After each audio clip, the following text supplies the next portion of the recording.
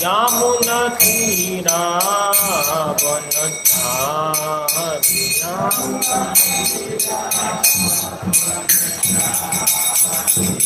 जय राधा माधव कुंज विहारी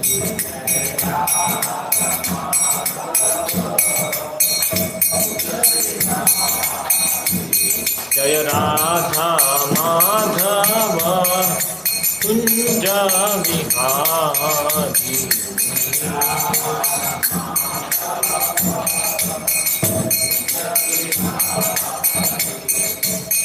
गोपी जना वल्लभ गिरिवरधारी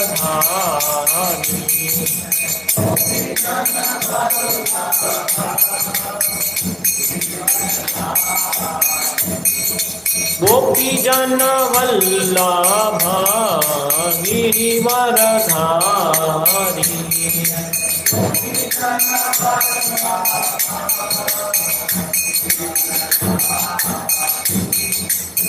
यशोदानंदन व्रज जनरंजन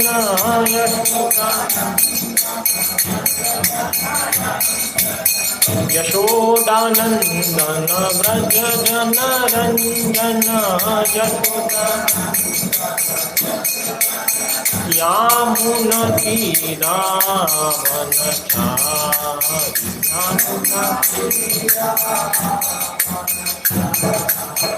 यमुना तीरा वनचारी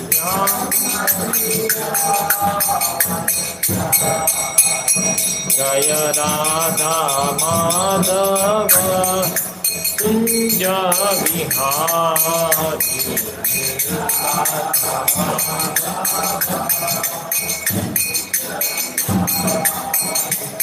जय राधा माधव कुंज विहारी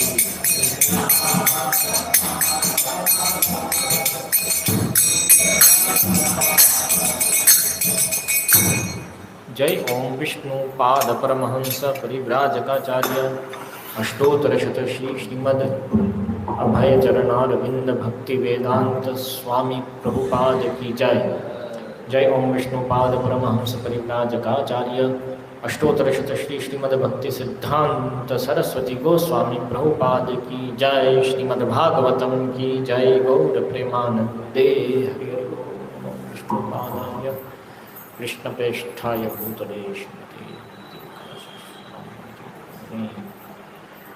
ओम नमो भगवते वासुदेवाय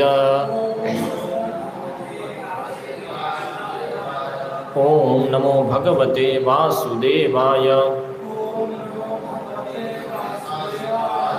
ओम नमो भगवते वासुदेवाय ओम अज्ञानतिमिरान्धस्य ज्ञानाञ्जनशलाकया चक्षुरुन्मीलितं येन तस्मै श्रीगुरवे नमः। श्रीचैतन्यमनोभीष्टं स्थापितं येन भूतले स्वयं रूपः कदा मह्यं ददाति स्वपदान्तिकं। वन्देऽहं श्रीगुरो श्रीयुतपदकमलं श्रीगुरून् वैष्णवांश्च श्रीरूपं साग्रजातं सहगणरघुनाथान्वितं तं सजीवं साद्वैतं सावधूतं परिजनसहितं कृष्णचैतन्यदेवं श्रीराधाकृष्णपादान् सहगणललिता श्रीविशाखान्वितांश्च श्रीकृष्णचैतन्यप्रभुनित्यानन्द श्री अद्वैतगदाधर श्रीवासादि गौरभक्तवृन्द। हरे कृष्णा कृष्ण कृष्ण हरे हरे, हरे राम राम राम हरे हरे। क्षुद्रामि दीनः विषयानश्च वैष्णवाज्ञा करते इति कषायः।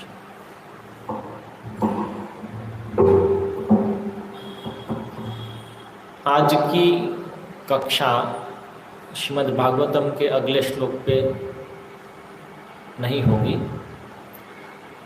अपितु शिवाविलास प्रभु ने कहा है कि पिछली वाली जो मैंने जो कक्षा ली थी भागवतम की, उसमें जो भाग बाकी रह गया था, अर्थात ब्राह्मणों के विषय में जो पॉइंट्स हमारे गुरु महाराज परम पूज्य भक्ति का स्वामी महाराज द्वारा दिए गए हैं अपनी पुस्तक में, कल्चर पुस्तक में जो आने वाली है, तो उसमें से हम पढ़ रहे थे और उसको थोड़ा समझ रहे थे। तो वो बाकी है, अभी भी 2 सेशन हो गए ऑलरेडी, तो ये तीसरा सेशन उसका लेने के लिए कहा है, तो हम उससे आगे बढ़ेंगे। तो मुझे एक फ़ोन चाहिए होगा, है किसी के पास, जिसमें मैं वो फाइल खोल सकूँ?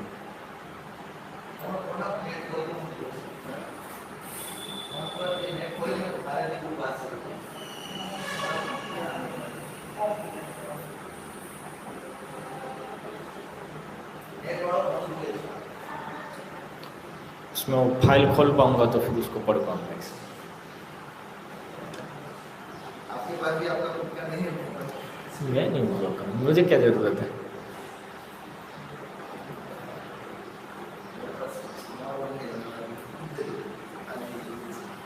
अच्छा है, वहीं रखना, दूसरा रखना नहीं।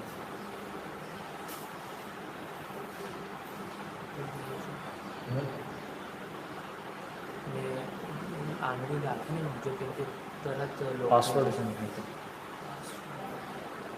છે મારી પાસે ફોન હોવાનો છે, કારણ કે આંગળી મૂકીને રાખવી તો અઘરી છે જ્યારે ચર્ચા કરતા હોય તો.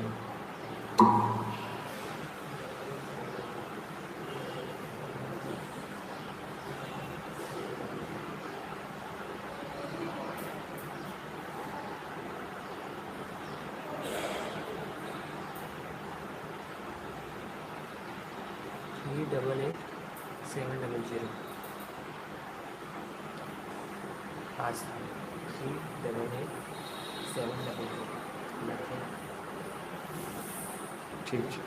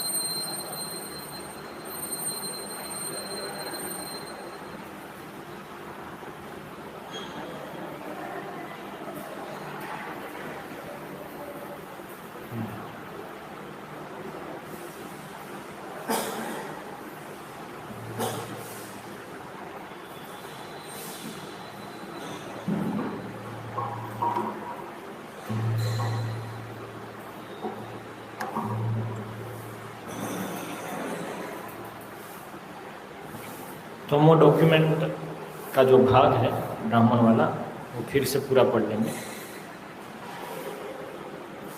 उसके पहले केवल एक स्पष्टता करना चाहूँगा। कुछ लोगों को नहीं तो ऐसा लग सकता है कि मैं यहाँ पे चेंजेस करने के लिए आया हूँ और सब लोग में ये दोष है वो दोष है, इस प्रकार से सोच सकते हो। तो ऐसा कुछ नहीं है। मैं कोई कैंपेन पे नहीं हूँ कि ये सब चीज़ें गलत है और बदलनी चाहिए और ऐसा करना चाहिए वैसा करना चाहिए, जो भी अलग अलग वस्तु अवस्थावश कुछ हो सकता है वो अलग वस्तु है। लेकिन यहाँ पे हम क्या कर रहे हैं कि जो परम पूज्य भक्ति का स्वामी महाराज पूरा रिसर्च करके ये चीज़ें बता रहे हैं प्रभुपाद के उससे और शास्त्रों से, तो वो स्थिति को समझने का प्रयास कर रहे हैं ताकि हमारे कम से कम अपने स्वयं के जीवन में हम जितना हो सके इसको लागू कर सके। और इसके अलावा जो प्रचारक गण है, जो मैनेजमेंट है या तो एडमिनिस्ट्रेशन है, जो लीडर है, वो लोग को भी आइडिया आ सके कि क्या वास्तविकता है इन विषयों में, और इस तरह से वो अपने प्लानिंग में इसको इम्प्लीमेंट करने का ला सके। यदि आइडिया ही नहीं है तो इम्प्लीमेंट करने की बात ही नहीं है। तो इसलिए ये दृष्टि से हम इन चीज़ों को देख रहे हैं। कभी एक चीज़ ऐसी सुनने को मिली, कभी ये डीटी वर्शिप में थोड़ा जा रहे हैं तो अभी तो इस पर बोल बोल करके सब कुछ बदल देंगे ऐसा कभी किसी को लग सकता है, लेकिन ऐसा नहीं है। वो सब मैं स्पष्टता करना चाहूँगा। मैं यहाँ पे गुरु महाराज की इस पुस्तक के ऊपर कार्य करने के लिए रुका हूँ, और मैंने ही काफ़ी समय से कुछ अर्चा विग्रह का तो सीखा ही नहीं था, तो सोचा चलो मौका मिल गया तो थोड़ा बहुत सीख लेता हूँ इधर। इसलिए सीखने के लिए मैं अर्चा विग्रह पूजन की सेवा में जा रहा हूँ और अनुग्रहित हूँ। और यहाँ पे जो काफ़ी हाई स्टैंडर्ड्स पालन करते हैं बाकी कंपैरिजन में तो बहुत ही, इसलिए गुरु महाराज से काफ़ी प्रसन्न है इस्कॉन बड़ौदा से कि अर्चा विग्रह के पूजन में काफ़ी उच्च स्टैंडर्ड पालन कर पाते हैं प्रैक्टिकली। तो वो मैंने प्रैक्टिकली मैं यहाँ पे देख भी रहा हूँ व्यावहारिक रूप से कि कैसे सफाई इत्यादि सब में जो सबसे महत्वपूर्ण अर्चा विग्रह पूजन है तो पालन हो रही है। और यहाँ पे हम केवल डीटी वर्शिप की ही बात नहीं कर रहे हैं, यहाँ पे हम ओवरऑल कंप्लीट ब्राह्मण का क्या होना चाहिए, इसमें प्रचारक भी आ गए, सब आ गए, इवन एक तरह से वैष्णव भी आ गए, क्योंकि वैष्णव तो ब्राह्मण से आ गए तो ब्राह्मणिकल पालन करना चाहिए उनको सब। इसलिए तो इस हेतु से हम ये चर्चा कर रहे हैं। और दूसरा मैं पॉइंट आउट करना चाहूँगा, सामान्यतः हम ये सब नियम जान करके, आज के कलयुग के जीवों की ऐसी बुद्धि होती है वो अपना नहीं देख करके ये सब नियमों को दूसरे में दोष देखने के लिए उपयोग करते हैं। या देखो इधर ये गलत हो रहा है, इधर वो गलत हो रहा है, इधर वो गलत हो रहा है। तो तुम अपने लिए क्या सोच रहे हो, स्वयं तो करते नहीं। तो इसलिए वो भी नहीं हो। वास्तव में मुख्य हम अपने लिए तो देखें कम से कम। ये सबसे आत्मावलोकन सबसे महत्वपूर्ण है। इसमें स्वयं को चेंज करें, स्वयं ये सब नियमों को पालन करने का प्रयास करें। और जो दूसरों को देखना है वो है उनके लीडर्स सब देखेंगे, उनके लिए वो, उनके लिए ये डॉक्यूमेंट जो है वो उस तरह से काम आएगा अच्छे से। तो इसलिए वो भी ध्यान रखें, कम से कम हम अपने जीवन में इसको पालन कर सकते हैं। तो हम आगे चलेंगे इसमें, आगे मतलब पहले से ही शुरू करेंगे इसको डॉक्यूमेंट में। तो सबसे पहला पॉइंट है इसमें, the rules and regulations were already set forth by great sages like Manu, Yajnavalkya, Parashar and other liberated sages, and the enactments were all suitable for all ages in all places। ये श्रीमद् प्रभुपाद का कोटेशन है, श्रीमद् भागवतम सप्तम स्कंद 11वें अध्याय से। तो इसमें बता रहे हैं कि जो नीति नियम जो सब है, क्या पालन करना है क्या नहीं करना है, वो ऑलरेडी शास्त्रों में है। मनु, याज्ञवल्क्य इत्यादि सब लोग सेट करके गए हैं। तो इसलिए हमको कुछ नया ढूंढने की जरूरत नहीं है कि हम तो देश काल पात्र के अनुसार हमारे हिसाब से करेंगे। वो सब कालों के लिए दिया गया है उधर। हमको जानने की जरूरत है कि ये पर्टिकुलर कौन सा रूल अभी लागू होगा। ये फिलोसॉफिकल पॉइंट था। अभी आगे दूसरा पॉइंट है, avoiding Brahminical initiation as an emergency measure to create staff for cooking and deity worship is unsatisfactory, as the mere act of initiation does not bring about the Brahminical consciousness requisite for such services. अर्थात जो अर्चा विग्रह के पूजन में या cooking इत्यादि में आवश्यकता पड़ जाती है, कोई नहीं है करना ही पड़ेगा, अभी कौन करेगा, नहीं तो उसमें नियम है कि जो ब्राह्मण दीक्षित है वही वो कर सकता है। ब्राह्मण दीक्षित मतलब जिसके पास ब्राह्मण के मंत्र है और ब्राह्मण उपवीत है, तो वही उसको कर सकता है मंदिर में। और अक्सर ये चीज़ पाई जाती है कि जो पुराने अर्चक है वो भी नहीं है, कुछ कारण से नहीं आ पा रहे हैं, जो भी है, तो इसलिए आवश्यकता आन पड़ती है कि कोई करे, लेकिन कोई भी भक्त उधर नहीं जा सकता है, वहाँ पे तो केवल ब्राह्मण ही जाना चाहिए। तो इसलिए आवश्यकता आन पड़ती है कि चलो भाई अभी जो उपलब्ध है भक्त, उनमें से किसी को ब्राह्मण दीक्षा दिलवा दे कि जिससे ये सेवाएं चलती रह सके। तो ये एक बहुत ही जेन्युइन चिंता है किसी भी लीडर, प्रबंधक, मंदिर में जो सब चला रहे हैं और अर्चा विग्रह का पूजन जो चला रहे हैं, वो भी सबके लिए एक जेन्युइन वस्तु है। ऐसा नहीं है कि बस कोई चिंता नहीं है, करो ना, कोई भी करे, इस प्रकार से नहीं है। जेन्युइन समस्या आती है सबको, इसलिए वो चाहते हैं कि चलो कोई अभी दीक्षित हो जाए तो कम से कम पूजन तो चलता रहेगा, और वो सिचुएशन भी एक तरह से ऐसी है तो अच्छा है, सही है कि भाई पूजन बंद हो जाए, उससे अच्छा है कि भाई कोई भक्त है जो चलो 16 माला कर रहा है, 4 नियम पालन कर रहा है, तो उसको दीक्षा दिलवा दे, ब्राह्मण दीक्षा की, इस तरह से। तो ये सामान्य रूप से चलता भी है, किंतु ये सिचुएशन यदि हमेशा के लिए हो जाती है कि बार बार सालों साल 20 साल 25 साल मंदिर में कहीं भी इसी प्रकार से चल रहा है, जो कि देखा जाता है कि ऐसा हो जाता है, और ये एक नियम बन जाता है कि हाँ वो तो ज़रूरत पड़ेगी तो किसी को दीक्षा दिला देंगे, ज़रूरत पड़ेगी दीक्षा। तो इमरजेंसी की जो सिचुएशन है वो सामान्य बन गई कि हाँ ऐसा तो हो ही सकता है ना, उसमें क्या समस्या है। ये बात को इंगित कर रहे हैं यहाँ पे गुरु महाराज कि वो सेटिस्फैक्टरी नहीं है, वो संतोषजनक नहीं है। क्यों संतोषजनक नहीं है? क्योंकि केवल ब्राह्मण दीक्षा प्रदान कर देने पर किसी में ब्राह्मण के गुण आ नहीं जाते, अपितु उल्टा है, ब्राह्मण के गुण देखने पर, वो उसमें होने पर ब्राह्मण दीक्षा देनी होती है। अन्यथा जो जन्म के आधार पर अपने आप को ब्राह्मण कहते हैं लेकिन कोई गुण नहीं है, उनकी जब हम भर्त्सना करते हैं, उनके अनुसार नहीं चलते, हम तो गुण के अनुसार करते, लेकिन हम भी फिर यहाँ पे आवश्यकता के अनुसार ही सीधा कर दिए, तो वो तो गलत हो गया ना। तो इसलिए क्योंकि ऐसा है इसलिए ऐसा नहीं होना चाहिए। तो फिर क्या होना चाहिए वो प्रश्न उठेगा। तो मंदिर में अर्चा विग्रह का पूजन बंद कर दें, यदि कोई नहीं है तो क्या करे? अभी नहीं तो जेन्युइन, हाँ वैसे बताए, इसलिए बताया जेन्युइन कारण है कि इसमें, इसलिए गुरु महाराज भी दीक्षा देते हैं ऐसे, लेकिन वो यहाँ पे बता रहे हैं उनका हृदय कि वो अनसेटिस्फैक्टरी है, वो संतोषजनक नहीं है। और प्रभुपाद भी ये नहीं चाहते थे, इसलिए प्रभुपाद आगे हम आएंगे कैसे बताते हैं कि नहीं ऐसा नहीं करो।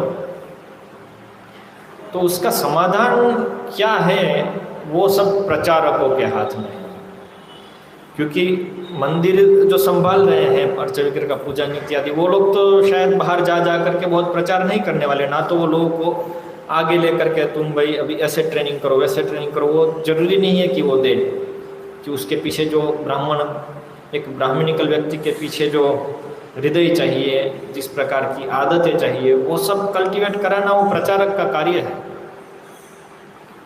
तो इसलिए प्रचारक यदि ज़्यादा से ज़्यादा लोग बटोरने में रहेंगे और सोचेंगे हाँ 16 माला हो गई, 4 नियम पालन हो गए, चलो दीक्षा दिला दी, 1 साल बाद ब्राह्मण दीक्षा दिला देंगे, हो गया अपना काम। लेकिन ब्राह्मणिकल ट्रेनिंग दिलवाने के लिए जो उसमें मेहनत चाहिए, जो उसमें खून बहाना पड़ता है, ऐसे उपयुक्त लोगों, सब लोग नहीं होंगे, जो भी प्रचार से हम आते हैं लोग, तो सब लोग ब्राह्मणिकल नहीं होंगे, लेकिन जो है उनको वो ट्रेनिंग दिलवाना और ऐसे लोगों को आकर्षित करना प्रचार में, वो उनकी जिम्मेदारी रहती है। तब जाकर के ये सिचुएशन सॉल्व हो सकती है कि हाँ अभी ऐसे लोग हैं जो ब्रह्मचारी गण हैं मंदिर में, तो वो रियली में ब्रह्मचारी होने चाहिए, वो ब्राह्मणिकल होने चाहिए, तभी तो वो इस स्तर पे आ पाएंगे।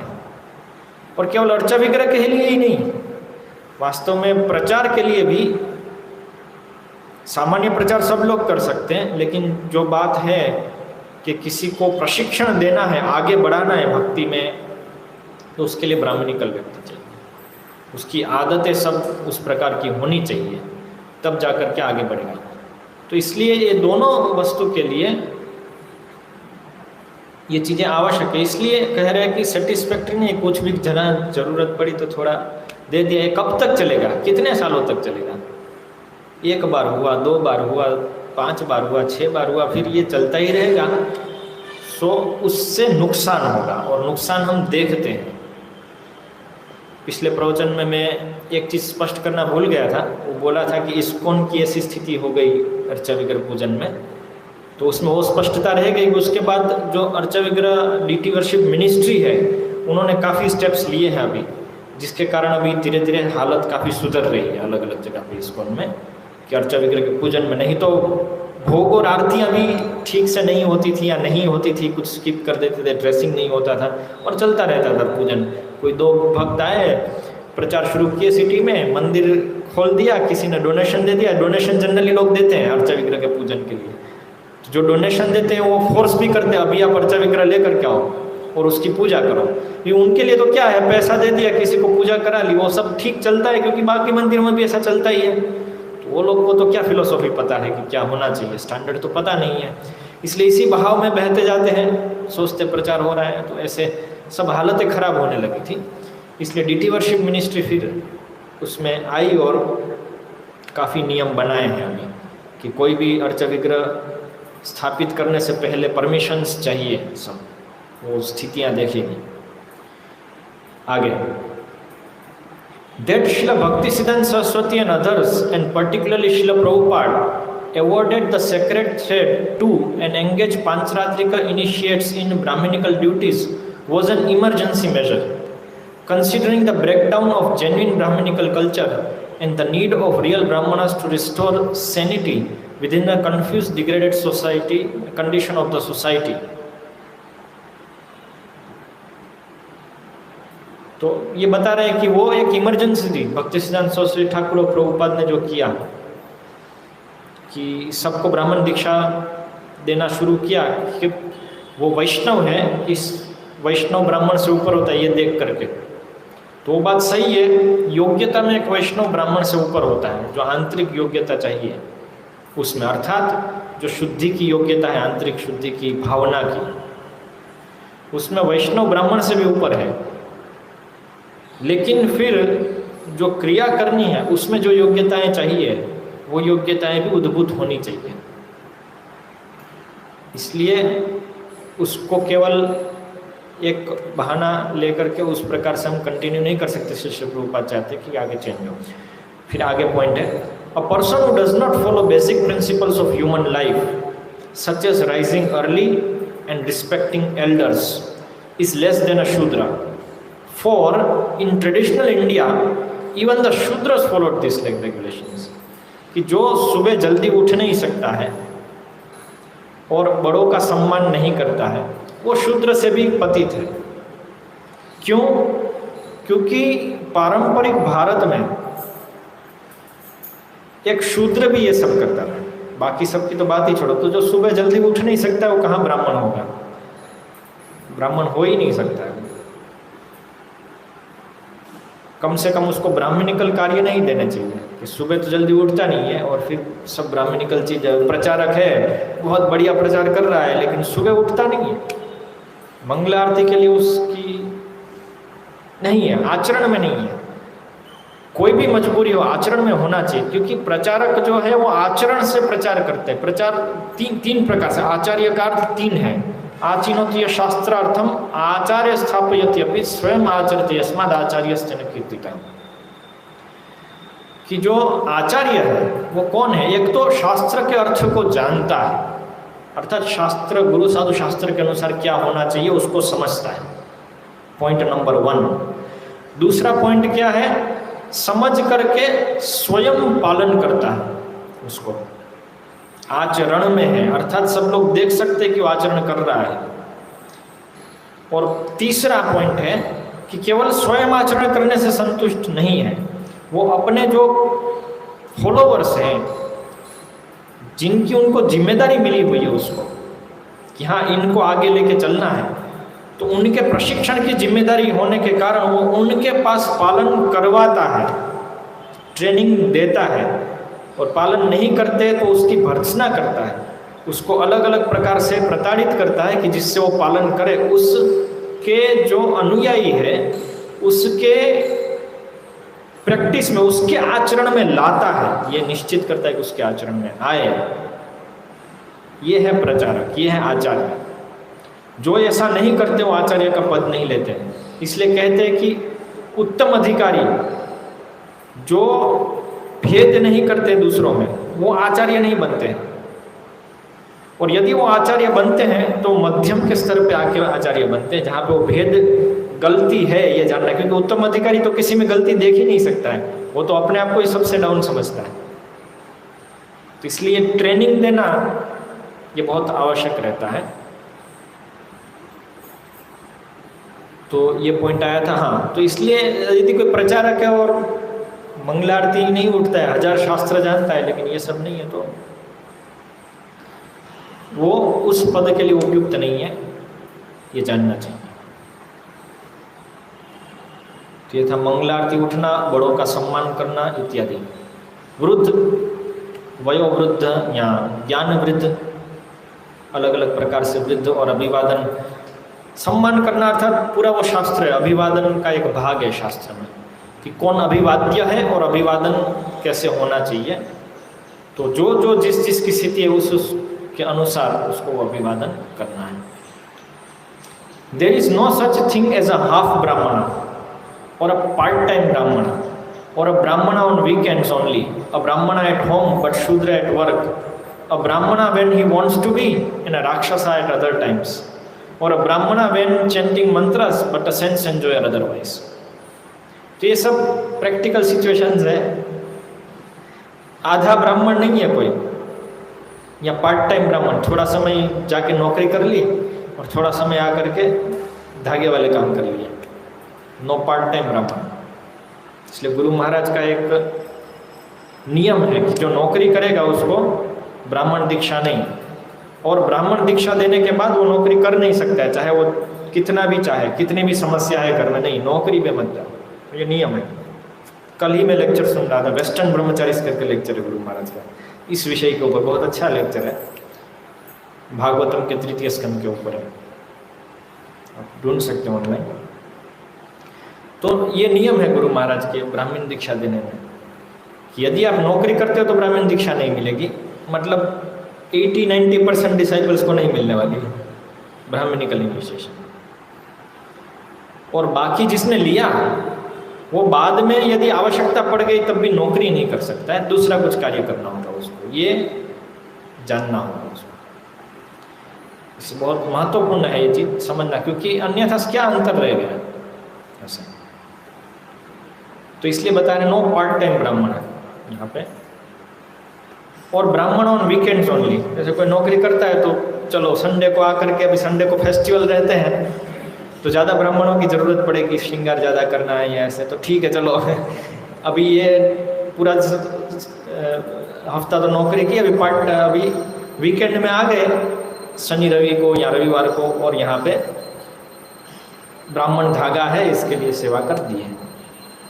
और ब्राह्मण एट होम एंड शूद्र एट वर्क, नहीं मैं तो ब्राह्मण हूँ ना, घर पे मैं ब्राह्मण हूँ, लेकिन कार्य जब जॉब करते हैं तो बाहर तो शूद्र हो गए ऐसे। और Brahmin when he wants to be, मैं तो बहुत नियम कुछ पालन नहीं करता, लेकिन हाँ आज मेरी इच्छा है, आज मैं अर्चा विग्रह का पूजन करूँ तो आज मैं नियम पालन करूँगा सब। कभी इच्छा हो गई तो 1 हफ्ते तक नियम पालन करके ब्राह्मण का कार्य कर लिया और बाकी शूद्र का कार्य किया। तो अपने हिसाब से ऐसा नहीं। और ऐसे भी ब्राह्मण देखे जाते हैं, ये खासकर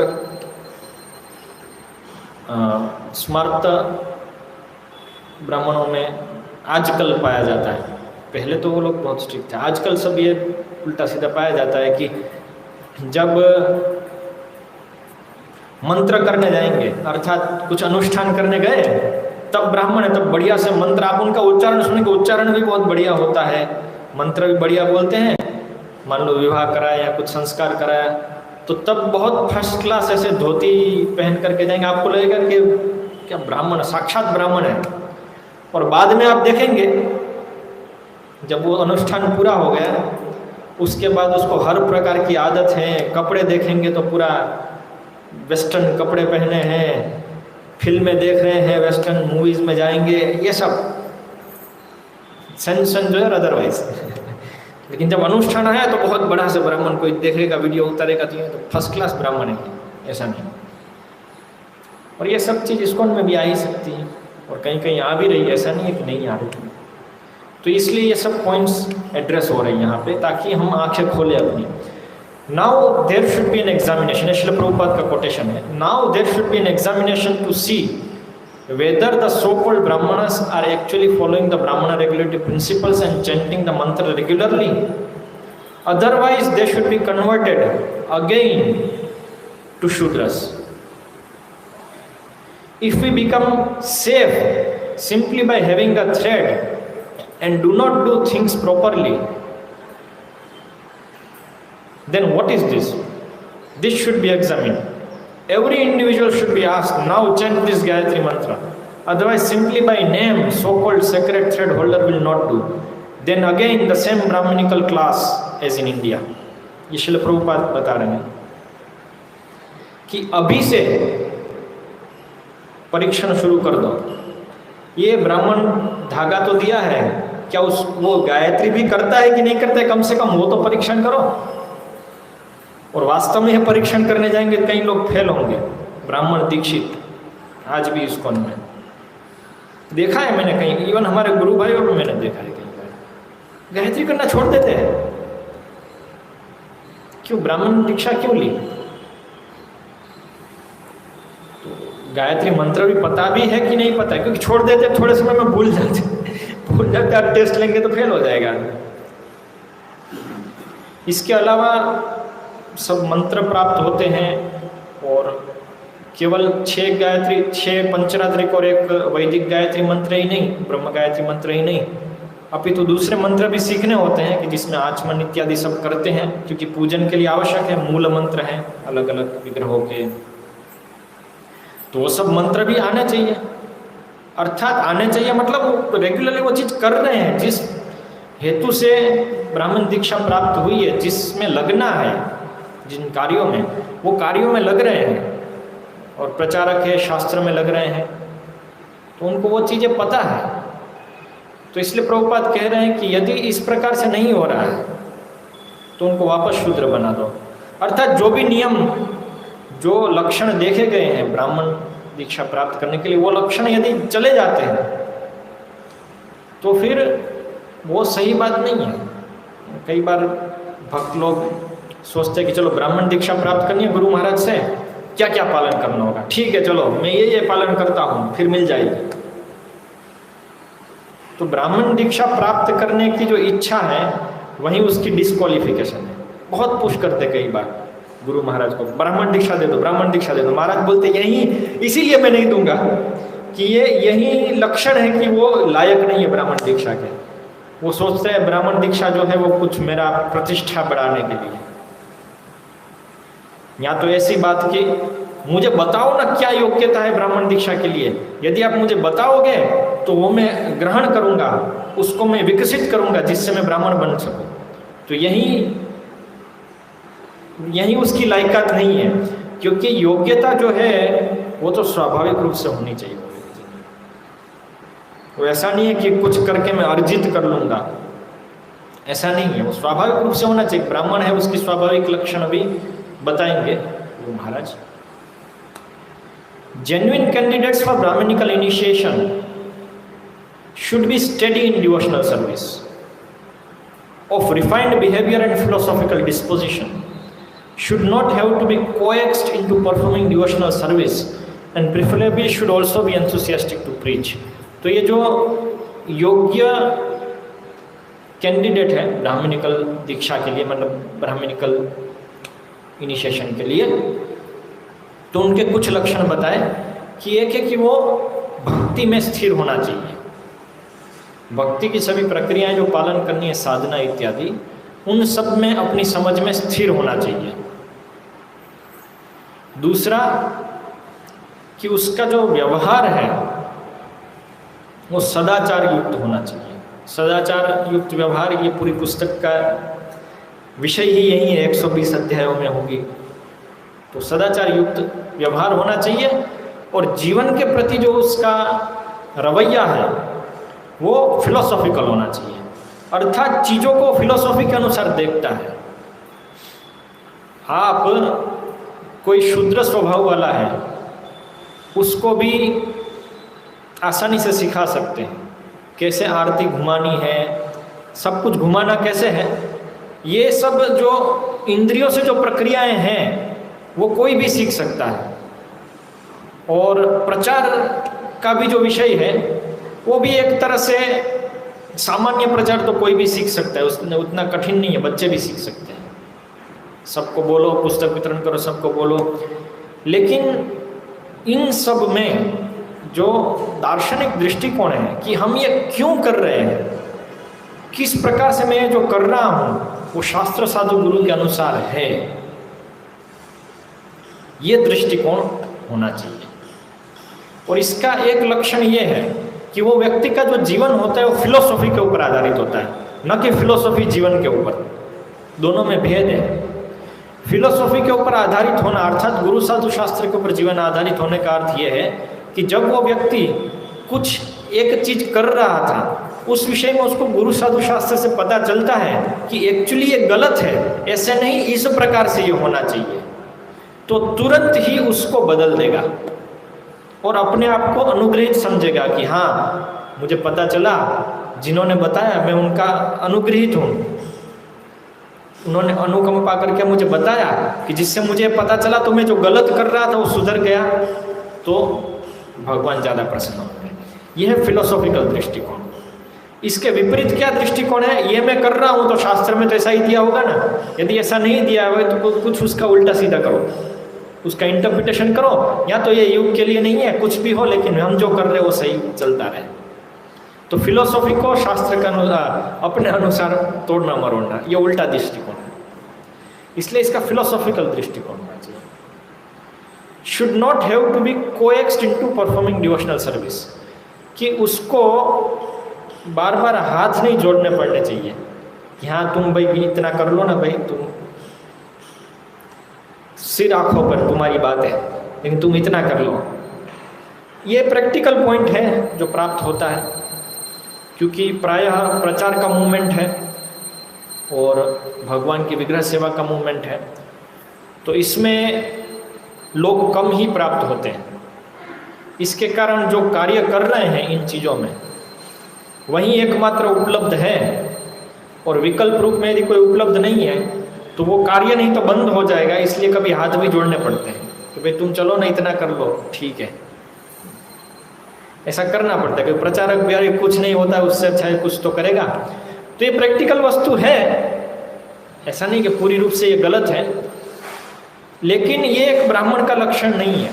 कि अर्थात हमको ये समझना चाहिए कि यदि ये व्यक्ति है, चलो वक्त आने पर किसी को लगाना पड़ सकता है इन चीज़ों में, प्रचारक के लिए भी, पुस्तक वितरण के लिए भी, लेकिन यदि हम देखें कि इसमें ब्राह्मण के लक्षण है कि नहीं, तो इसको बार बार हाथ जोड़ना पड़ रहा है। ये ब्रह्मचारी बार बार हाथ जोड़ के इसको उठाना पड़ रहा है, तो ये ब्रह्मचारी रहने के लायक नहीं है, ब्राह्मण बनने के लायक नहीं है।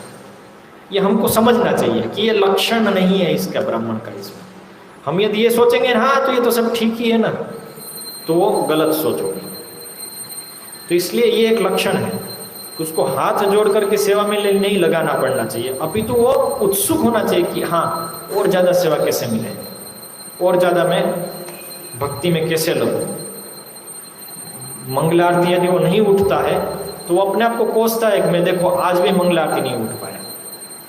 ना कि जिसको आकर के वो बोलते हैं कि तुम आज क्यों मंगला आरती नहीं है, अरे तुम्हारा क्या है, तुम भी तो नहीं आते हो कभी।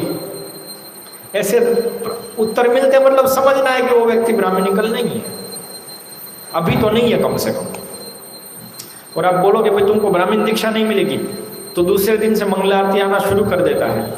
और यदि आप उसको बोलते हो कि प्रभु जी कल तुम मंगला आरती नहीं आए थे, हाँ धन्यवाद प्रभु जी आप मुझे उठा देना, तो ये लक्षण नहीं है कि उसको क्या बोलते हैं डर दिखाना पड़ा, तुमको ब्राह्मण दीक्षा नहीं मिलेगी, इसलिए बाकी सब लक्षण उद्भूत हो गए।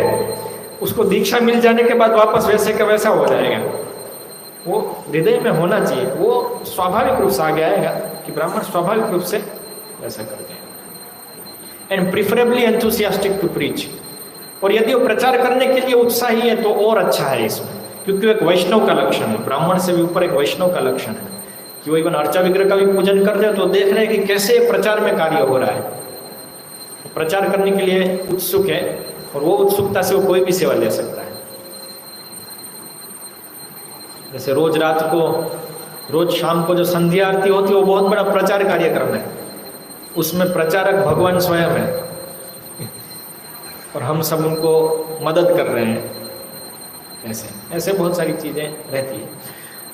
फिर आगे, a Brahmin is adapted to the basics of spiritual life. जो आध्यात्मिक जीवन के आधारभूत वस्तुएं हैं उसमें वो पूरी तरह से उसका आदी हो गया है, उसको आदत लगी, उसके बिना नहीं चलेगा। आधारभूत आध्यात्मिक जीवन की जो सब मंगला आरती इत्यादि सब जो है उसका वो आदी हो गया है। He is not a rank neophyte who needs to be pressured to rise early and attend the morning programme.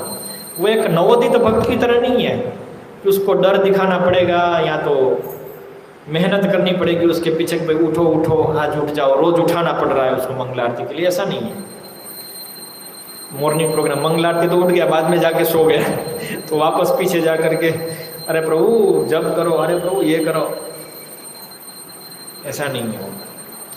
He should be past the stage of looking at a song book to lead daily temple songs, having to ask how to offer Aarti etc. तो वो एक नवोदित भक्त की तरह नहीं है कि वो यदि आरती गा रहा है तो उसको पुस्तक की जरूरत है, उसको पूरी याद नहीं है। ऐसा व्यक्ति ब्राह्मणिकल नहीं गिना जाएगा। या तो कोई भजन गा रहा है, डेली टेम्पल सॉन्ग्स, संसार दावानल है, या तो गुरु पूजा है, तुलसी स्तुति है, ये सब। और आरती कैसे करनी है ये सब चीज के लिए भी उसको अभी भी वो शीट की जरूरत पड़ रही है, या तो पूछना पड़ रहा है प्रभु अभी क्या करे, अभी क्या करे। वो लक्षण नहीं है, उसको सीखना चाहिए।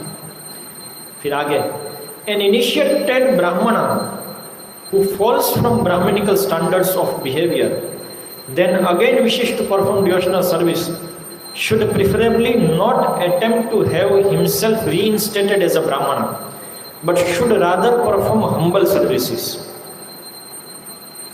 तो एक ब्राह्मण दीक्षित व्यक्ति यदि पतित हो जाता है सही सदाचार से,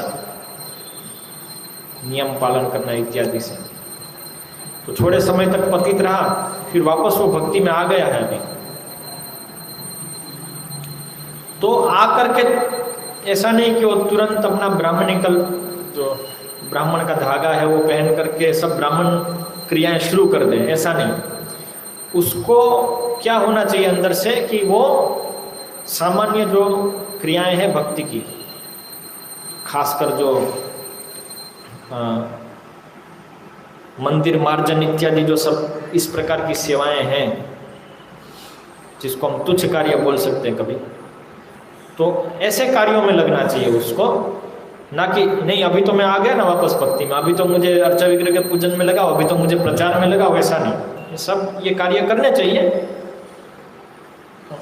और यदि however it may be that his guru considering him sufficiently reformed order such a disciple to resume brahmanic, हो सकता है कि उनके गुरु है वो देख ले कि हाँ ये उपयुक्त हो गया, अभी इसको वापस उसमें आना, तो गुरु बता सकते हैं हाँ तुम अभी ब्राह्मणिकल कार्य करो, तो तब वो करे गुरु के आदेश के ऊपर। Certainly, a fallen Brahmana should not simply don a Brahmana's thread and again start chanting Gayatri mantras without first getting permission from his guru to do so. निश्चित रूप से जो पतित ब्राह्मण है, ऐसा नहीं कि वो जब वापस प्रवेश करता है भक्ति में तो वो ब्राह्मण का धागा पहन करके गायत्री मंत्र इत्यादि शुरू कर दे वापस। नहीं, उसको अपने गुरु से आदेश प्राप्त करना चाहिए, कम से कम परमिशन प्राप्त करनी चाहिए जाकर के। तब यदि गुरु आज्ञा देते हैं तो करना चाहिए, और यदि गुरु उपस्थित नहीं है अभी तो गुरु के जो वरिष्ठ शिष्य हैं उनसे याचना करनी चाहिए। A person of severe moral lapse after initiation cannot be accepted as a true Brahman. For instance, a man, even if learned in Shastra, who abandons a cooperative wife or seduces another man's wife, should not be allowed to perform Brahminical functions such as deity worship or giving classes. तो ब्राह्मण दीक्षा के बाद यदि कोई व्यक्ति का बहुत ही नीच पतन हो जाता है, जैसे कि किसी की पत्नी को लेके भाग जाता है, या तो अपनी जो पत्नी है उसको छोड़ देता है, डाइवोर्स ले लेता है। डाइवोर्स एक बहुत बड़ा लैप्स है। जो डाइवोर्स लिया है प्रायः उसको वापस ब्राह्मण दीक्षा प्राप्त नहीं होगी। वास्तव में ब्राह्मण दीक्षा ली तो डाइवोर्स ले ही नहीं सकते। ब्राह्मण क्या, कोई भी व्यक्ति, शूद्र भी डाइवोर्स नहीं करते थे। गुरु महाराज का प्रवचन है, title, even Hiranyakashipu did not divorce his wife. Hiranyakashipu ने भी अपनी पत्नी को डाइवोर्स नहीं दिया था। हो सकता है प्रहलाद महाराज जैसा पुत्र दिया मुझे, तुम भागो इधर से, नहीं किया, तो वो अलग वस्तु है। लेकिन हाँ, इस प्रकार के लैप्स जब होते हैं तो ऐसे व्यक्ति को वापस भी आ जाए भक्ति में तो उसको ब्राह्मणिकल कार्य में नहीं लगाना चाहिए, अर्चा विग्रह के पूजन प्रचार इत्यादि में नहीं लगे, उनको दूसरी सब सेवाओं में लगाएं। सोच सकते बहुत ही सीवियर है, नहीं बहुत ही इस प्रकार का, तो बहुत ही वो लगेगा कठोर, लेकिन ये आवश्यक है समाज को बचाने के लिए। त्यजेत एकम कुलस्यार्थ है। यदि ये नहीं करते हैं तो समाज पूरा हमारा भक्त समाज ही, ये तो चलता है ना। इसलिए इवन गुरु महाराज के शिष्यों में भी ऐसा प्रचलित हो गया था। जैसे कोई ब्रह्मचारी गए तो माया ने अटैक किया है और किसी लड़की के साथ चक्कर चल जाता है, होता है ऐसा कभी कभी। माया है, अभी खासकर जब प्रचारक की तरह माया के ऊपर प्रहार करते तो माया और जोर से प्रहार करती है ब्रह्मचारी के ऊपर, कभी होता है ऐसा।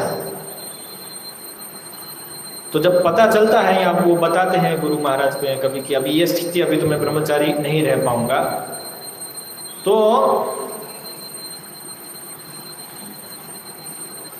गुरु महाराज तो बोलते ये सब बेकार की बातें नहीं चलेगी, तुम ब्रह्मचारी मत रहो, लेकिन वो लड़की से संबंध तोड़ना पड़ेगा।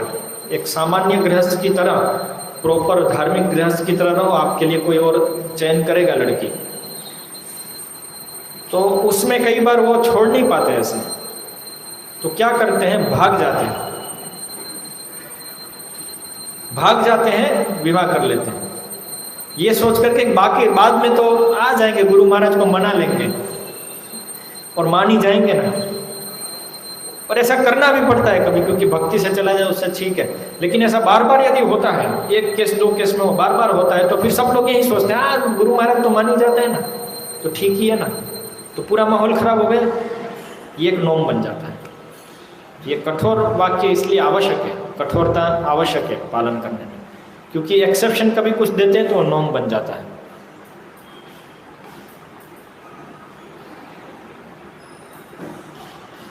तो इसलिए यहाँ पे बताया कि ऐसे लोगों को कभी नहीं लगाना चाहिए।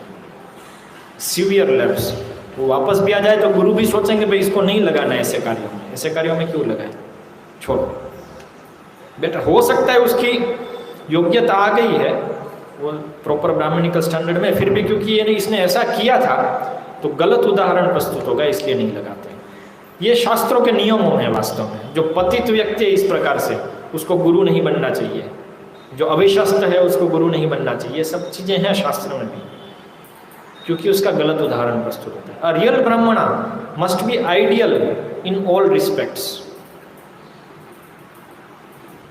A first class perfect being. I cannot it he cannot be gentle and learned yet unclean. He cannot be strict in his eating habits but addicted to excessive sleeping. He cannot be a talented lecturer but coarse and vulgar in conversations less ordinary interactions. तो ऐसा नहीं है किसी के पास कुछ ब्राह्मण के गुण हैं लेकिन बाकी नहीं है, तो इसलिए इतना तो है ना तो फिर ब्राह्मण बना से, ऐसा नहीं। ये पैकेज है, एक साथ होता है, जिसमें सत्व गुण है उसमें सब कुछ होगा। ऐसा नहीं कि थोड़े मामले में सत्व गुण है बाकी दूसरा कुछ है, तो फिर वो लायक नहीं है उस तरह से। इसलिए ध्यान रखना चाहिए इस विषय में। और ये खासकर गुरुकुल के जो अध्यापक गण हैं उनके लिए बहुत महत्वपूर्ण शिक्षा रहेगी। ये हम प्रैक्टिकली अनुभव करते हैं कि कभी कुछ ब्राह्मणिकल गुण प्राप्त करते हैं हम बच्चों में, सोचते इसको ब्राह्मणिकल ट्रेनिंग दे सकते हैं, लेकिन कुछ ऐसे ब्राह्मणिकल के विरुद्ध गुण भी प्राप्त करते हैं जो तमोगुण के हैं। तो बाद में पता चलता ही है कि वास्तव में वो वाले गुण भी सही से उद्भूत नहीं थे, लेकिन कुछ उसके पीछे उसके कारण थे जिसके कारण वो ऐसे गुण दिखा रहा था, क्योंकि बाद में वो उल्टा सीधा कार्य होता ही है। तो इसलिए इसके अनुसार हमको देखना है अच्छे से। इसलिए जो अच्छे प्रशिक्षक होते हैं वो देख लेते हैं कि हाँ ये बच्चा ऐसा है लेकिन इधर इधर ऐसा है, इसलिए ये तो नहीं होगा, इसके अंदर ये गुण नहीं होगा, इसमें दो तीन पीछे वाले जो, जैसे कोई मान लीजिए कि बढ़िया से वो कीर्तन करता है, बहुत भावना दिख रही है, लेकिन अंदर लाभ पूजा प्रतिष्ठा की भाव छिपा हो सकता है जो हमको पता नहीं होता, तो दोनों हो सकता है। लेकिन दूसरे समय में वो क्या कर रहा है उससे हमको उसका भाव पता चलता है कि हाँ ये तो एक्चुअली कीर्तन कर रहा है, तब भी इसको लाभ पूजा प्रतिष्ठा का भाव है, क्योंकि यहाँ पे तो वो बाइक के पीछे लड़कियां घुमा रहे हैं, तो इधर क्या होगा, लड़कियों को ही प्रसन्न करने के लिए कीर्तन कर रहा होगा। और हो क्या सकता है, ऐसा नहीं होगा कि कीर्तन कर रहा है तब तो भगवान के लिए भाव है और बाद में लड़कियों के लिए भाव है, ऐसा नहीं होगा। तो वो उधर से पता चल जाता है। ऐसा नहीं कि ये कीर्तन से करते समय वो ब्राह्मण हो गया और बाकी समय वो ऐसा था। तो ये इसलिए पैकेज है पूरा, ऐसा यहाँ पे बता रहे। A true Brahmana is one who even when alone with no one to observe or pressurize him rises early, chants, keeps clean and follows all the Brahmanic rules and regulations.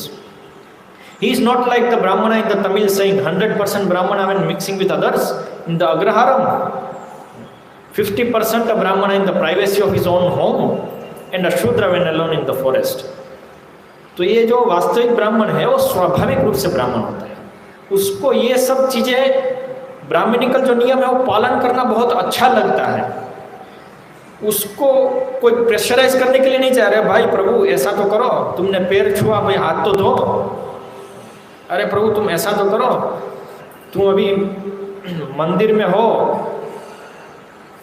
तो कम से कम समय पे तो आओ, कम से कम मंगल आरती तो आओ, प्रभु आपने अपनी 16 माला पूरी कर ली, ऐसा पूछने की जरूरत नहीं पड़ती है। अपितु वो स्वाभाविक रूप से ये चीज़ों के प्रति आकर्षित होता है।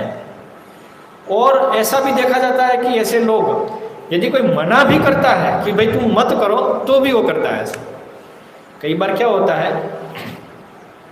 जो ब्राह्मणिकल स्तर पे नहीं है वो मना करेंगे कि भाई तुम मत करो, हमको भी करना पड़ेगा। ऐसा भी कहीं बहुत जगह पे देखा जाता है, इसलिए वो टांग खींचने का प्रयास करते हैं, तो भी वो पालन करता है। ठीक है प्रभु जो भी है, लेकिन मैं तो इसके बिना नहीं रह सकता, मैं तो, उसका मन नहीं मानेगा।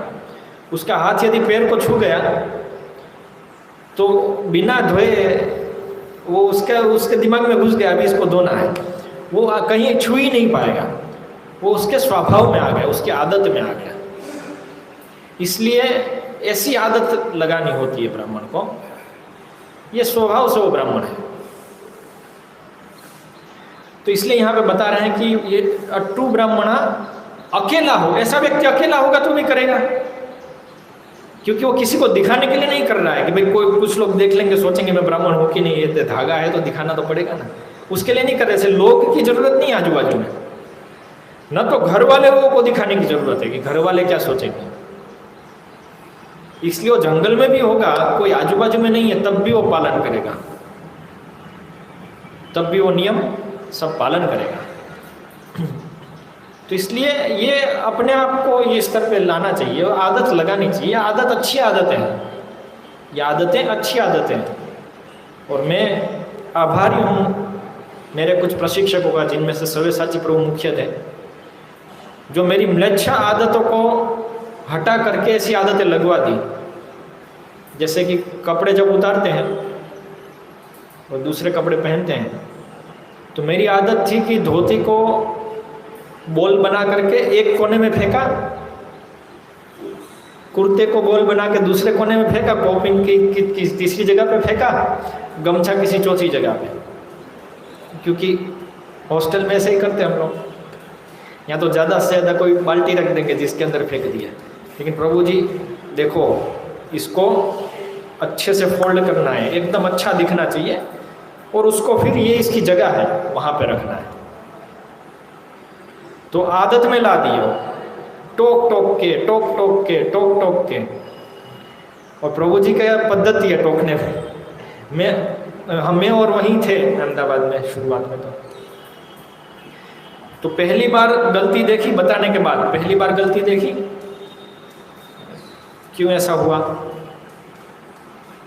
नहीं होना चाहिए नेक्स्ट टाइम। दूसरी बार गलती देखी, वापस बताया।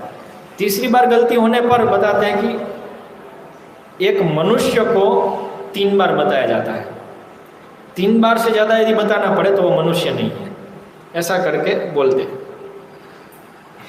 तो हमारे जैसे बहुत ही अहंकारी व्यक्ति को तो लग जाता है कि अभी तो अहंकार कम से कम पालन करेंगे, उसके बाद आदत लग जाती है, उसके बाद आदत लग जाती है। तो ऐसे बताना पड़ता है, करना पड़ता है, टोक टोक। और वो व्यक्ति जो ट्रेनिंग प्राप्त कर रहा है उसको समझना चाहिए कि ऐसे बोलेंगे और मुझको स्वीकार करना है, इसको सहन करना है कि जिससे आदत बदले। फिर आदत आ जाती है, उसके बाद वो आदत पूरा जीवन नहीं जाती है।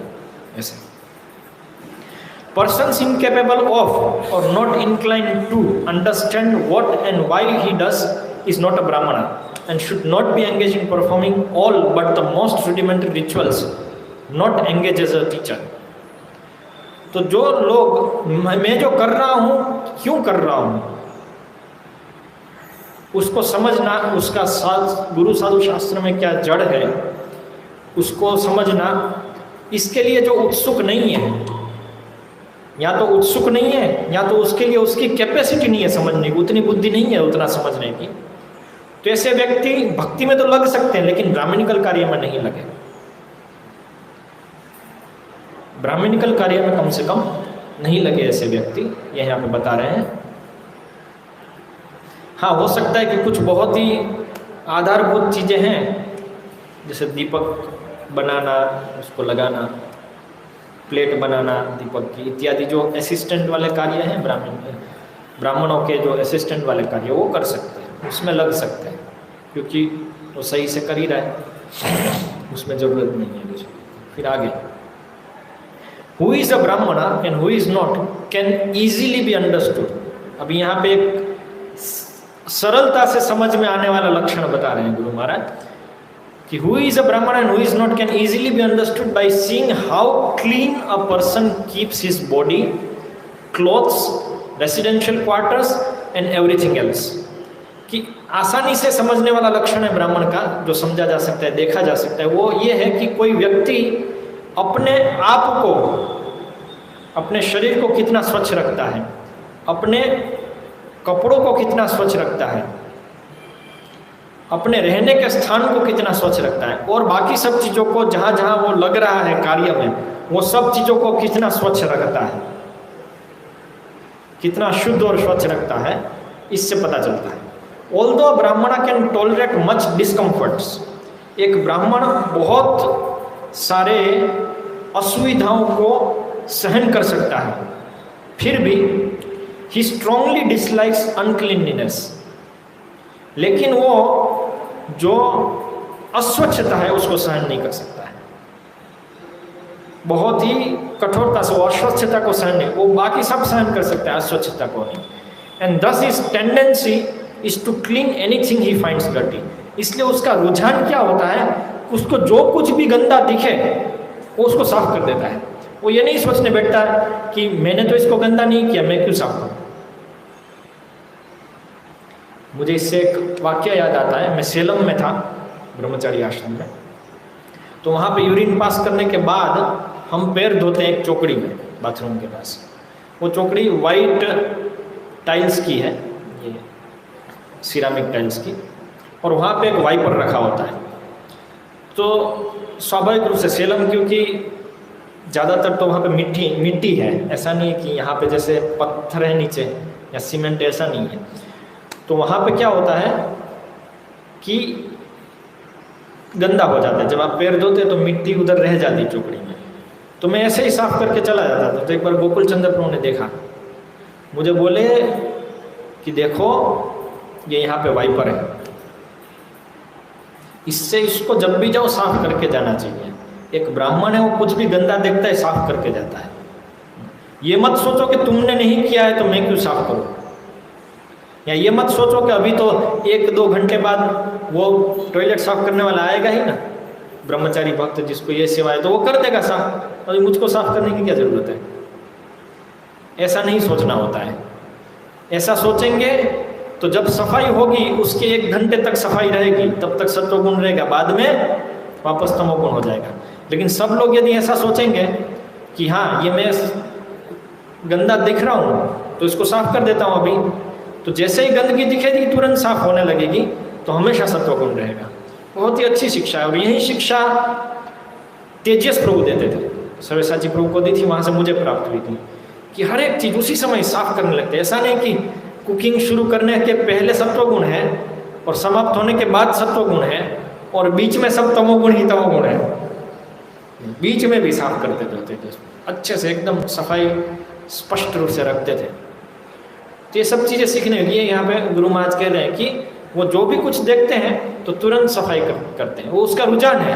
हो सकता है कभी परिस्थितियों के कारण वो कर नहीं पाए तो वो नहीं करेंगे, ऐसा हो सकता है, लेकिन वो अच्छा नहीं लगेगा, उसको वो सहन नहीं होगा।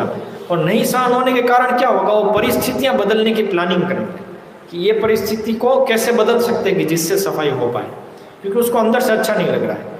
Certainly if he is to reside in a place for some days, he will not tolerate its being dirty, but will set about cleaning it. Thus it is said that Brahmana leaves a place cleaner than when he entered. तो certainly यदि वो कहीं एक जगह पे कुछ दिन रहने वाला है तो उसको तुरंत ही पहले साफ करेगा, उसको गंदा नहीं छोड़ेगा। इसलिए कहा जाता है कि ब्राह्मण यदि कहीं पे जाता है तो वो जगह से जब वापस जाता है तो वो जगह जब वो आया था तब जितनी स्वच्छ थी उससे ज़्यादा स्वच्छ करके जाता है, क्योंकि उसको अस्वच्छता दिखती है, वो उसको साफ किए बिना रह नहीं सकता है। A real Brahmana never hoards money for a luxurious life, knowing that money diverts the mind to materialistic ways of life.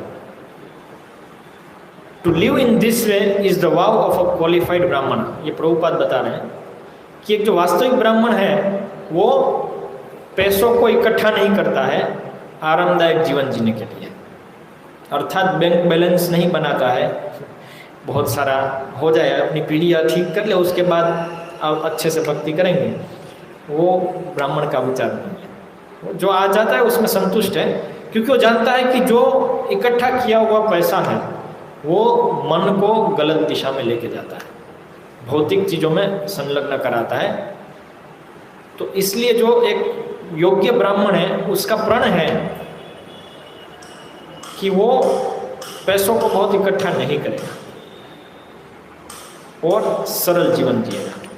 A true Brahmana is intelligent, a quick learner, and takes naturally to pure cultured practices, and thus for devotees of actual Brahmanical disposition to imbibe these usages will not be difficult, but will come naturally and indeed will be a source of pleasure.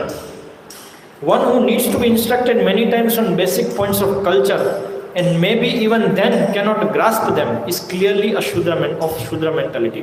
तो एक जो वास्तविक ब्राह्मण है वो बहुत ही जल्दी सीखने वाला होता है, उसकी बुद्धि भी है और इच्छा भी है। इसके कारण 1-2 बार बताने पर वो सीख जाता है, क्विक लर्नर बोलते हैं इसको, इसलिए अपनी चीज़ें बदल लेता है। और स्वाभाविक रूप से वो जो शुद्ध सदाचार की जो क्रियाएं हैं उसको वो अंगीकार करता है। और इसलिए जो वास्तव में ब्राह्मणिकल रुझान वाले भक्त हैं उनके लिए जो सब इस किताब में जो दिए गए, सब इस पुस्तक में जो दिए गए सब नियम हैं उसको पालन करना बहुत ही स्वाभाविक और सरल होगा। और उसके लिए ये सब पालन करना स्वाभाविक और सरल होगा, और इतना ही नहीं, उसके लिए को हर्षदायक होगा, वो सहर्ष उसको स्वीकार करेगा, हाँ बहुत अच्छा है, करना चाहिए ऐसा करके, ना कि उसको एक बोझ लगेगा। लेकिन जो व्यक्ति को बार बार इन्हीं चीज़ों में बताया जाना पड़ रहा है और तब भी शायद वो उसको अंगीकार नहीं कर पा रहा है, तो समझना है कि वो ब्राह्मणिकल योग्य नहीं है, ब्राह्मण के लिए योग्य नहीं है, वो शूद्र मेंटालिटी वाला, ऐसा समझना। The apparent difficulty of following many rules becomes much easier if demonstrated in the daily behavior of a class of people, genuine brahmanas, rather than simply read off in a book. तो ये एक व्यावहारिक बात बता रहे हैं गुरु महाराज कि बहुत सारे नियमों को पालन करने में जो कठिनाई दिखती है वो आसान हो सकता है यदि कुछ लोग ऐसे हैं ब्राह्मणिकल जो इनको स्वयं के जीवन में बार बार पालन करके, उतार करके, अंगीकार करके दिखा रहे हैं, तो दूसरे लोग भी इसको सरलता से उतार पाते हैं। केवल पुस्तक में पढ़ करके उसको अंगीकार कर पाना कई बार बहुत कठिन हो जाता है। इसलिए anyone who has to be reproached for lack of cleanliness, especially repeatedly, is not a brahman. जिसको बार बार स्वच्छता के लिए डांटना पड़ता है तो वो ब्राह्मण नहीं है। Especially for brahmanas engaged in deity worship, which traditionally were undertaken by all brahmanas, it is a dereliction of duty and an offense to fail observe rules governing purity and cleanliness. तो विशेष रूप से जो ब्राह्मण अर्चा विग्रह की पूजा में लगे हैं, और पारंपरिक रूप से हर ब्राह्मण अर्चा विग्रह की पूजा में लगता था, इसलिए हर एक ब्राह्मण वास्तव में उसके लिए अपने कर्तव्य का हनन और अपराध है यदि वो ये सब जो शुद्धि और स्वच्छता के नियमों के पालन करने में वो फेल होता है, वो पालन नहीं करता है या नहीं कर पाता है, तो वो अपराध है उसके लिए, विशेष इन लोगों के लिए। Ignorance is no excuse. कोई कहेगा मुझे तो पता ही नहीं है, मैं तो अनपढ़ हूँ, गवार हूँ। ब्राह्मण भी अनपढ़ गवार होते थे, वो गांव में रहते थे इसलिए गवार होते थे, और अनपढ़ होते थे क्योंकि वो सुन के सीख जाते थे, पढ़ना नहीं पड़ता था उनको। तो अनपढ़ गवार को उच्च लोगों का लक्षण है। तो इसलिए यहाँ पे कह रहे हैं इग्नोरेंस इज नो एक्सक्यूज। यदि कोई कहे कि मैं क्या करूँ, मुझे तो इसका पता नहीं है, तो पता नहीं है तो पता करना चाहिए, क्योंकि ब्राह्मण दीक्षा मिली है तो पता करने के लिए तो मिली है। एक्चुअली पता होने पे मिलती है, लेकिन चलो ठीक है मिल गई तो अभी पता करो तो सही, पूछो भाई क्या करना है, क्या नहीं करना है, कैसे करना है, सीखो। Ignorance is no excuse for a Brahman is supposed to be knowledgeable. Indeed, without knowledge of and adherence to rules governing purity and cleanliness, no one can be a Brahmana. वास्तव में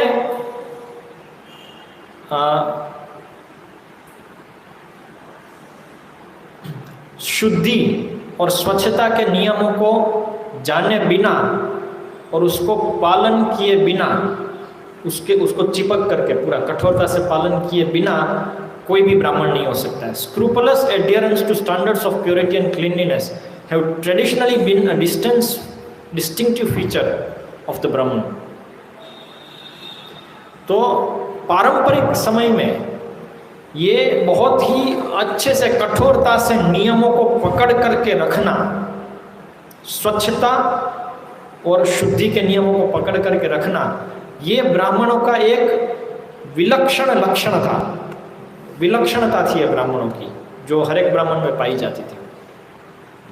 बोलते हैं ना भारतीय ब्राह्मण लोग भारतीय सभ्यता में तो बहुत कठोर होते थे, थोड़ा कुछ इधर उधर कर दे तो बाहर निकाल देते हैं, बहुत ही रूढ़िचुस्त होते थे। रूढ़िचुस्त शब्द है ना गुजराती में, और उठी चुस्त होना होता है। किसी अशुद्ध व्यक्ति को छू के तो वापस जाके स्नान करेंगे, ऐसा होता था। सरल नहीं था ब्राह्मणिकल जीवन। दोपहर तक तो कुछ खाते नहीं थे, क्योंकि इतनी सारी प्रक्रियाएं हैं सुबह से उठने से लेकर के दोपहर तक कि बीच में समय ही नहीं मिलता है। जहाँ यहाँ पे अर्चा विग्रह पूजन कर रहे हैं उनको भी थोड़ा आइडिया तो रहेगा कि एक बार शुरू किया तो खत्म ही नहीं होता है, चालू ही रहता है। बीच में जा नहीं सकते कहीं, क्योंकि समय ही नहीं है उसके लिए जाने के लिए, क्योंकि बीच में जाके खा के आएंगे तो वापस स्नान करना पड़ेगा। तो उतना समय पूरा निकाले, क्योंकि ब्राह्मण के लिए खाना मतलब कुछ मुख में डाल देना नहीं ये जो डब्बा खोला लेके कुछ डाल दिया और बाद में चले, ऐसा नहीं होता। कुछ लिया तो जाके स्नान करना पड़ेगा, फिर बाद में आएंगे वापस तो कितना आधा घंटा तो निकल जाएगा।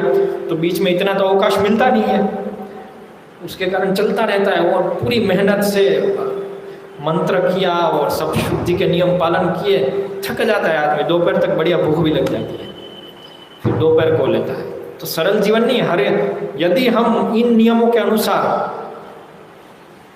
किसी को बोले कि हाँ भाई हम ब्राह्मण दीक्षा दे रहे हैं, किसी को भी देंगे आ जाओ, तो कई लोग जो बोल रहे हैं कि भाई आप मुझे ब्राह्मण दीक्षा दो भाग जाएंगे कुछ दिनों में।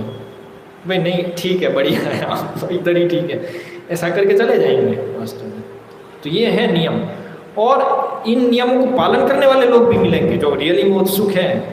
तो प्रचारक लोग बहुत सारे लोग को लेके आए प्रचार करें, उनमें से मिलेंगे ऐसे लोग जो उत्सुक है, वो करेंगे इसको पालन। तो इस तरह से स्टैंडर्ड सेट होगा। A true Brahmana always maintain Brahmanical standards of purity and cleanliness, not only when he performs specifically Brahmanical duties such as deity worship. तो वास्तविक ब्राह्मण जो है वो जो शुद्धि के जो नियम है वो हमेशा पालन करता है, न कि केवल जब अर्चा विग्रह का पूजन करना है तभी। तो जो सब शुद्धि के नियम उसके दैनंदिन कार्यों में आहनिक में दिए गए हैं शास्त्र में ब्राह्मण के। जैसे हमारे डीटी वर्शिप मैनुअल जो है पंचरात्र प्रदीप, उसमें आहनिक का एक भाग है कि सुबह उठ करके क्या क्या करना है, वो डीटी वर्शिप मैनुअल में आ गया। तो लोग यही सोचते हैं, शायद डीटी वर्शिप मैनुअल बनाने वाले भी शायद ये सोच रहे हो कि ये तो जो डीटी वर्शिप करते हैं उनके लिए है, प्रचारक है उसके लिए नहीं है। ये तो अर्चा विग्रह के पूजन में ये नियम है कि सुबह जल्दी ही ब्रह्म मुहूर्त में उठ करके स्नान करना, स्नान करते वक्त इस प्रकार से स्नान करना, ये मंत्र बोलना, उठने के बाद ये मंत्र बोलना। लेकिन वो हर एक ब्राह्मण के उसमें था, वास्तव में हर एक द्विज के उसमें था दैनंदिन कार्य में। तो वो केवल अर्चा विग्रह के पूजन के लिए नहीं है, यहाँ पे बता रहे हैं। तो हर एक समय में वो करते थे। जैसे स्नान करते वक्त तो मंत्र बोलने, ओम पवित्र पवित्र वासर, तो वो हर एक द्विज बोलते थे। उसमें कोई ऐसा नहीं कि जो अर्चा विग्रह पूजन करने के लिए जाना है, नहीं। तो इसलिए ये है, और वो पालन करने की इच्छा होगी उसकी, जो वास्तविक ब्राह्मण है। A person admitted to the status of a twice born was not free to conduct himself as he liked. If a Brahmana did not lead the fully regulated life as delineated in scriptural codes, he was liable to be expelled from Brahmanical society, which was tantamount to degradation to the status of a Shudra.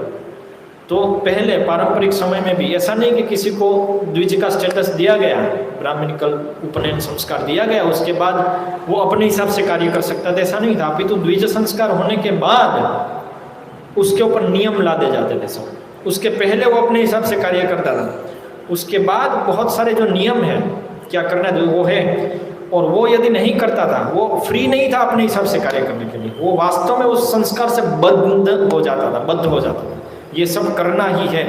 और यदि वो ऐसा नहीं करता तो उसको बाहर भी निकाल दिया जाता था,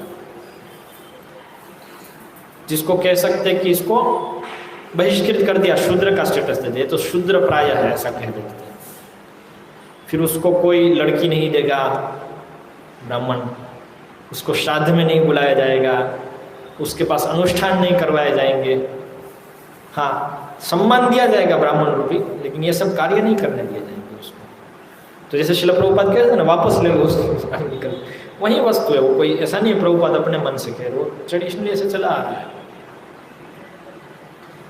ये अंतिम वाक्य है। द सिम्टम्स ऑफ ब्राह्मण can be summarised in two words, 2 शब्दों में यदि ब्राह्मण के लक्षणों को समराइज, उपसंहार करना हो, छोटे उसमें बताना हो, तो लर्नेड मतलब विद्वान, एंड कल्चर्ड मतलब सदाचारी। सदाचारी विद्वान ये है ब्राह्मण। इसको ही आप एक्सपांड करेंगे, सदाचार में क्या क्या आता है, विद्वत्ता में क्या क्या आता है, तो बाकी सब ये जो आ जाएगा इसमें। तो इस तरह से यहाँ पे ये सूची समाप्त हुई। ये सूची उन्हीं पॉइंट्स की है जो मुझे नहीं पता थे और पता चले ये पढ़ने पे। वास्तव में जो ऐसे है कुछ 25-30 पन्ने का है, और उसमें कई ऐसे पॉइंट्स हैं जो बिगिनर्स गाइड में है। प्रबोधिनी, कृष्ण भवनामृत प्रबोधिनी, उसमें भी काफ़ी पॉइंट्स आते हैं इसमें से, और भी दूसरे पॉइंट्स हैं जो हो सकता है कि मुझे पता हो, आप लोगों को नहीं पता, वैसा भी हो सकता है। तो मैं तो क्या है, ये डॉक्यूमेंट बना रहा हूँ, पढ़ रहा हूँ, तो उसमें से जो जो मुझे नहीं पता है वो पता रह जाए पॉइंट, ताकि बाद में इसको बार बार पढ़ूंगा तो रिवाइज होता रहेगा कि क्या स्ट्रक्चर है बुक का, कि जिससे उसमें आसानी होगी आगे बढ़ने में। हरे कृष्णा कृष्ण कृष्ण हरे हरे, हरे राम राम राम हरे हरे। वांछाकल्पतरुभ्यश्च कृपा सिन्धुभ्येव च पतितानां पावनेभ्यो वैष्णवेभ्यो नमः। श्रील प्रभुपाद की जय। परम पूज्य भक्ति का स्वामी महाराज की जय।